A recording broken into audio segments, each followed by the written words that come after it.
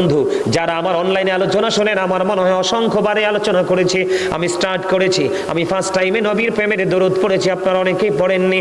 আপনারা জানেন না, আপনি নামাজ পড়বেন, রোজা করবেন, নামাজ আমাদের উপর ফরজ, ঠিক কিনা বলেন? হজ ধনী মানুষের উপর ফরজ, ঠিক কিনা বলেন?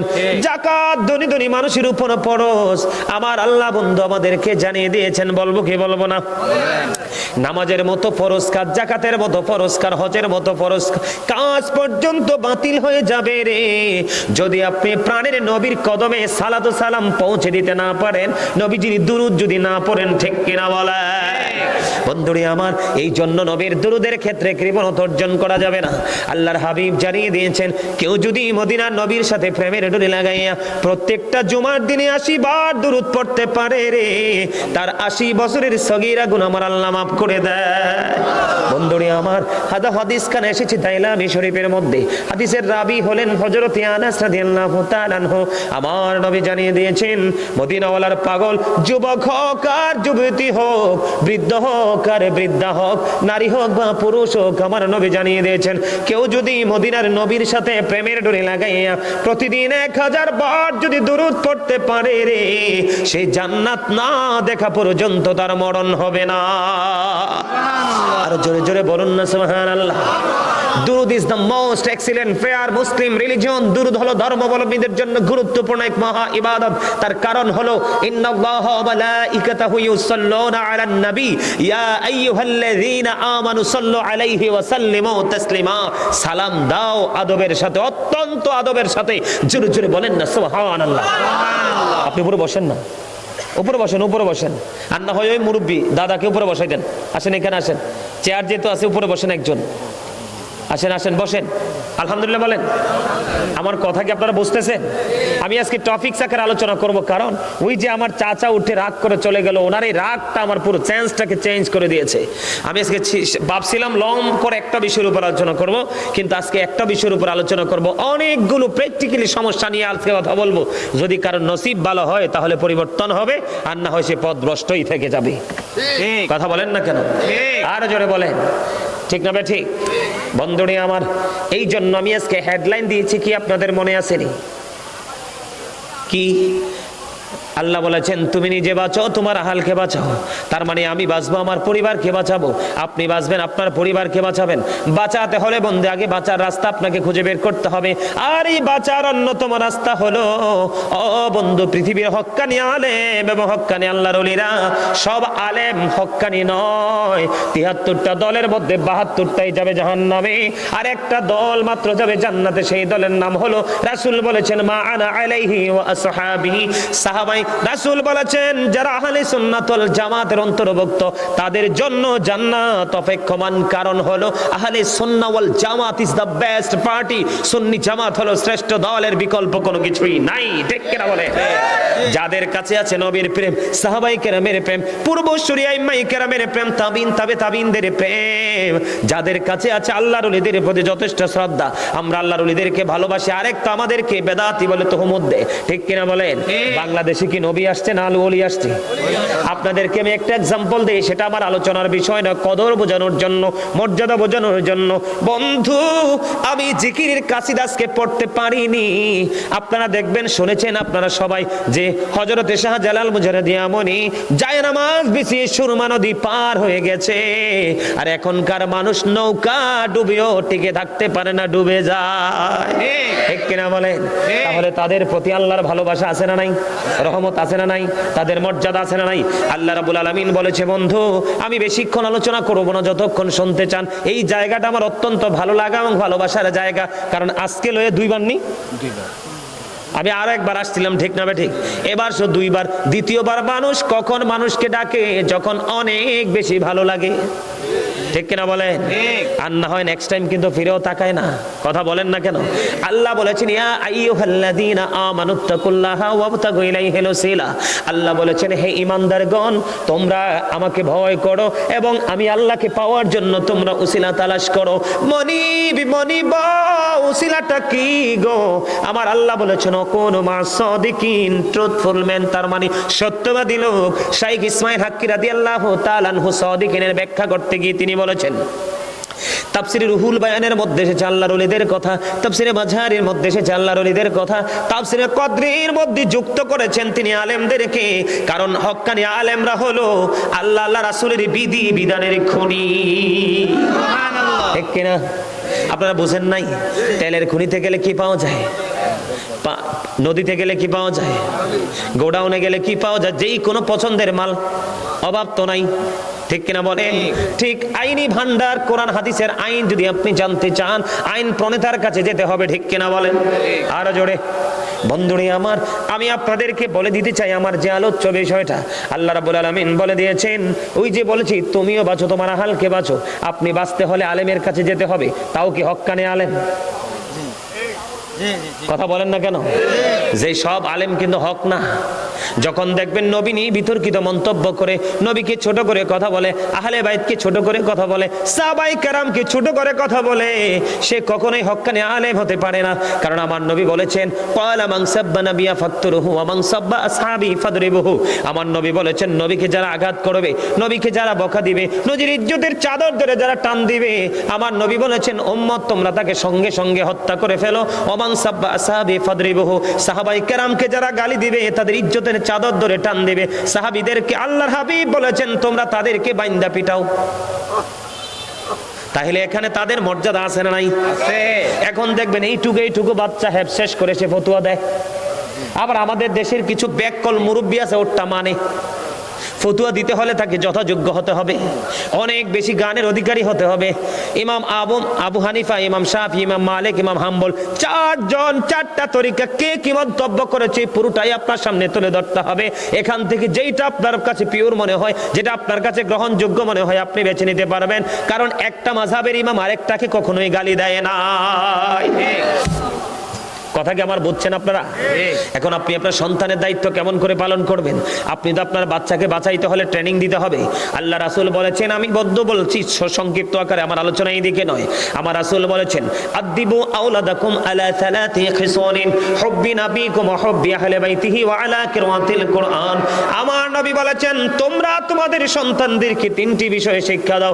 হুব্বি নাবিকুম, teach the love of the prophet, নবীর প্রেম শিখাও। ওয়া হুব্বি আহলি বাইতিহি, টিচ ফ্যামিলি লাভ, পরিবারের ভালোবাসা শেখাও। ওয়া আলা কিরাতিল কুরআন, কুরআন তেলাওয়াত শেখাও। আজকে আসেনি বাবা মার কাছে সেই দায়িত্ব। এখন বাবা মা মনে হয় যে কোন দেশে আছে সেটাই তারা জানে না, ঠিক না ঠিক? বন্ধুরে আমার, এই জন্য আপনাদেরকে পৃথিবীর সব ধরনের মানুষের সাথে আপনার প্রেম থাকুক, কোনো অসুবিধা নাই, কিন্তু আপনি যথাযথ প্রেম রাখবেন একজন হক্কানি আলেমের সাথে। কারণ তার মাধ্যমে আপনি পৃথিবীর পথ চলার সঠিক রাস্তা খুঁজে পাবেন। আরে রাস্তা ধরে হাঁটতে হাঁটতে হাঁটতে হাঁটতে আপনার ঠিকানা জান্নাত পর্যন্ত গিয়ে ঠেকবে। সুবহানাল্লাহ। আরে জোরে বলেন সুবহানাল্লাহ। খবর কি ভালো লাগলো না খারাপ? বন্ধুরে আমার, এবার আসেন বলো, হুজুর আমরা ভালো হতে চাই, ভালো করতে হলে কি করতে হবে? আপনার আমার জীবনে ভালো হতে হলে এবং ভালো করতে হলে ঈমানের পরে সর্বপ্রথম আপনাকে নামাজ যথাযথভাবে পড়তে হবে। কি পড়তে হবে? নামাজ। আল্লাহ সূরা আনকাবুতের মধ্যে বলেছে, এই বিষয়টা নিয়ে একটু আলোচনা করব, এরপরে আমি পবিত্রতার কাছে যাব। একটু ধৈর্য ধরবেন তো সবাই। আমি ছোট্ট ছোট্ট বলেছি, মূল মগজগুলো আজকে আপনাদের সামনে তুলে ধরবো বন্ধু।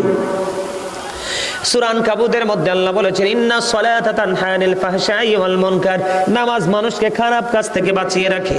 কিন্তু এখন দেখবেন মানুষ নামাজ পড়াও ঠিক, মিথ্যা বলাও ঠিক, নামাজ পড়া ঠিক, সুদ খাওয়াও ঠিক, নামাজ পড়াও ঠিক, ঘুষ খাওয়াও ঠিক, নামাজ পড়াও ঠিক, মানুষের হক নষ্ট করাও ঠিক, নামাজ পড়াও ঠিক, অন্যায় অপরাধ সব ধরনের প্রতিকূল অবস্থার সাথে নিজেকে ইনভলভ করে রাখা, যুক্ত করে রাখা, এটাও ঠিক। সেদিকে আমি পড়ে আসবো, তার আগে নামাজের গুরুত্ব নিয়ে একটু আলোচনা করব বন্ধু।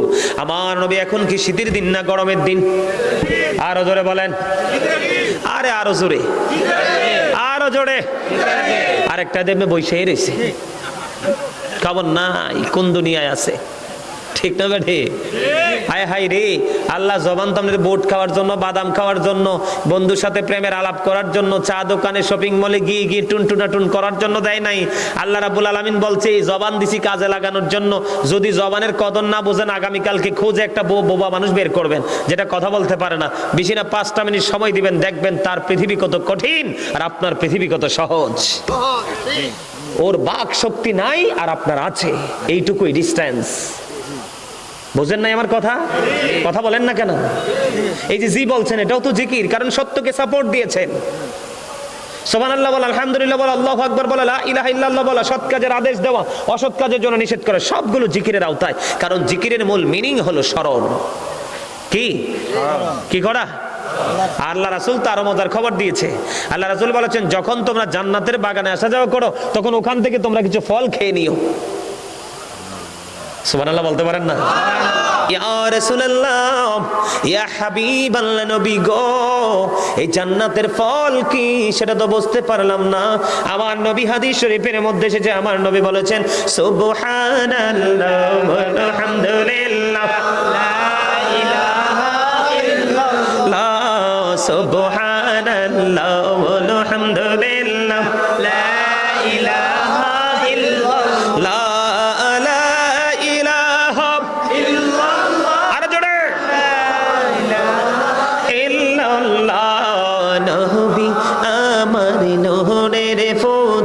জগত করলেন ও জালা, নবী আমার নহরের ফুতুল, জগত করলেন ও জালা, রোজ হাসরে করবেন তিনি উম্মতের ফয়সালা।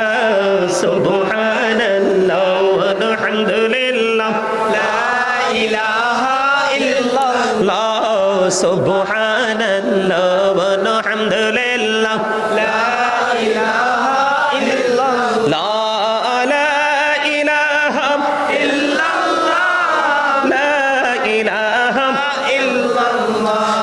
নামের সাথে নাম মিশাইয়া যারে আল্লাহ পাঠাইলা, নামের সাথে নাম মিশাইয়া যারে আল্লাহ পাঠাইলা, যে আল্লাহ দুস্ত বলে তাহার প্রেমে মজিলা। সুবহানাল্লাহ ওয়ালহামদুলিল্লাহ লা ইলাহা ইল্লাল্লাহ, লা ইলাহা ইল্লাল্লাহ মুহাম্মাদুর রাসূলুল্লাহ সাল্লাল্লাহু আলাইহি ওয়াসাল্লাম। জোরে জোরে বলুন আলহামদুলিল্লাহ। আসলে কন্ত জিকিরটাকে ভালো লাগছে না? ভালো শুধু লাগছে না, আমার মনে হয় যে যদি শরীরটা কুলাইতো, আমার মনে হয় অল টাইম অলওয়েজ করতে পারতাম। এত মজা আমার কাছে লাগে। আমার আমেরিকা থেকে আমার এক ভক্ত কি বলে জানেন? আমি পৃথিবীতে অনেক আলেমের সুবহানাল্লাহ জিকির শুনছি, আপনার এটার মতো তো মিষ্টি বৃদ্ধ আমি এখনো পাই নাই। আলহামদুলিল্লাহ বলেন না? আলহামদুলিল্লাহ। আপনি যখন নিজে থেকে আল্লাহ রাসূলকে ভালোবেসে কিছু করবেন, এটা এমনিতেই অটোমেটিক্যালি মধুময় হয়ে যাবে। আর আপনি যখন দেখবেন যে আসি আসি নাই নাই জাস্ট ফর্মালিটি, তখন দেখবেন এটাতে স্বাদও নাই গন্ধও নাই। ঠিক কিনা বলেন? আর প্রেম নিয়ে যেটা করবেন দেখবেন এটা আপনার মনের অজান্তে মধুময় হয়ে গেছে। আগে আমল করার আগে প্রেম করতে হবে, কারণ প্রেম নিয়ে যখন করবেন এটাই হবে 100%। আর প্রেম ছাড়া করলে লবণ শূন্য খাবারের মতো। লবণ না দিলে খাবার মজা লাগে? খাইতে পারবে? ওরে বাপরে, এখানে একটা রাডার আছে, এটার নাম কি? ওরে বাপরে বাপ, এটা এত পাওয়া, এটাতে অ্যাক্টিভ, এখানে টাচ করতে দেরি সে বুঝতে পারে এটা কি গ্রহণযোগ্য হবে ভিতরে ঢোকার মতো।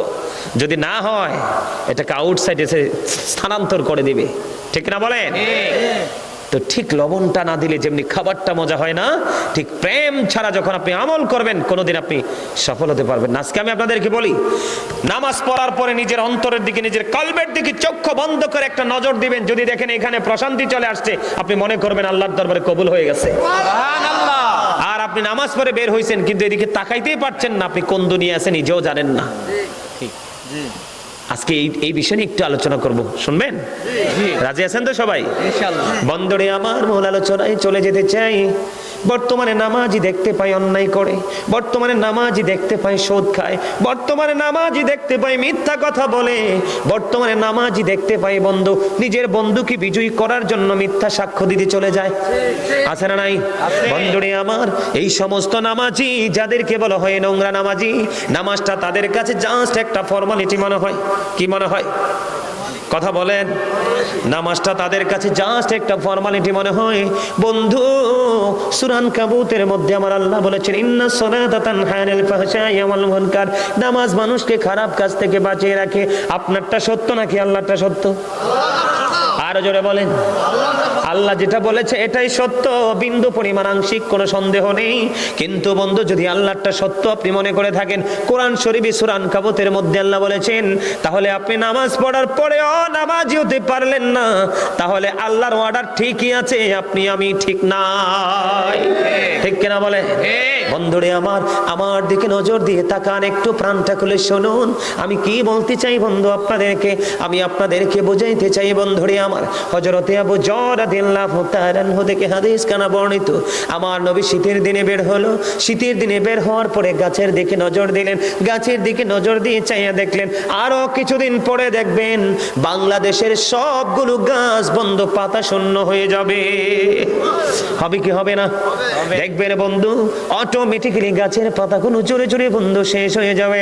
আমার নবী বের হলেন, বের হওয়ার পরে দেখতে পাইলেন গাছের পাতাটা ঝরে ঝরে পড়ছে। আমার নবী ডাল টাচ করলেন, টাচ করার পরে আবু যরকে একটা ডাক দিলেন। আবু যর উত্তর দিলেন, লাব্বাইকা ইয়া রাসূলুল্লাহ, আমি প্রেজেন্ট, আমি হাজির। আমার নবী বললেন, রে আবু যর, তুমি গাছের দিকে নজর দিয়ে চাইয়া দেখো, শীতের দিনের কারণে শুষ্ক হয়ে গাছের পাতাগুলো কেমন করে ঝরে ঝরে পড়ছে। রে আবু যর, এই গাছের পাতাগুলো শীতের কারণে শুষ্ক হয়ে যেমনি করে ঝরে ঝরে পড়ছে, ঠিক তেমনি ভাবে আল্লাহর কুদরতি কদমে যখন আল্লাহর বান্দা ভালোবেসে মায়া করে প্রেমে পড়ে, আল্লাহ গো বড় মায়া করে বানাইলা মানুষকে, তার চেয়ে বেশি সুন্দর করে মানুষের বডির মধ্যে সবচেয়ে প্রিয় জায়গা হলো মানুষের এই কপাল।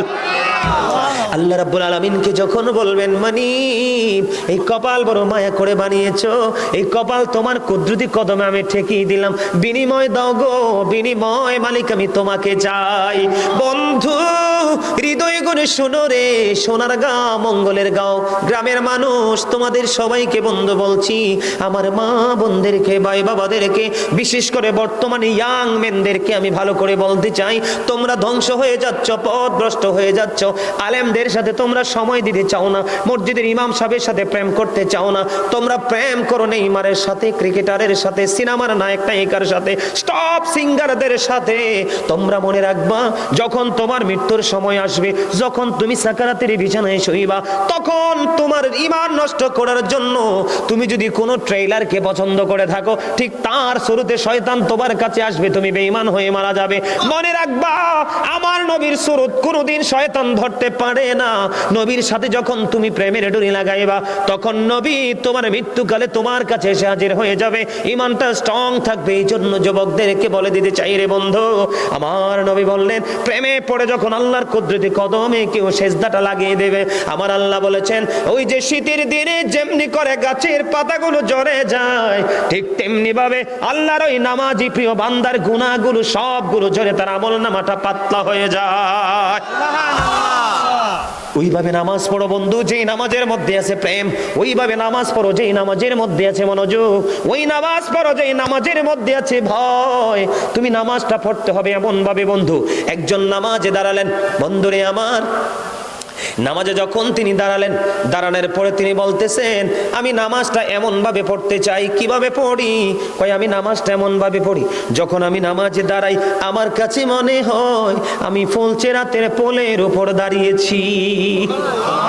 একটু যদি নড়বড় হয় আমি জাহান্নামে নিক্ষিপ্ত হব, তার মানে হলো আমি এতটাই মনোযোগের সাথে নামাজ পড়েছি যেন আমার নামাজটা বিন্দু পরিমাণ কোনো আংশিকভাবে যেন অগ্রহণযোগ্য বলে আল্লাহর কাছে গৃহীত না হয়।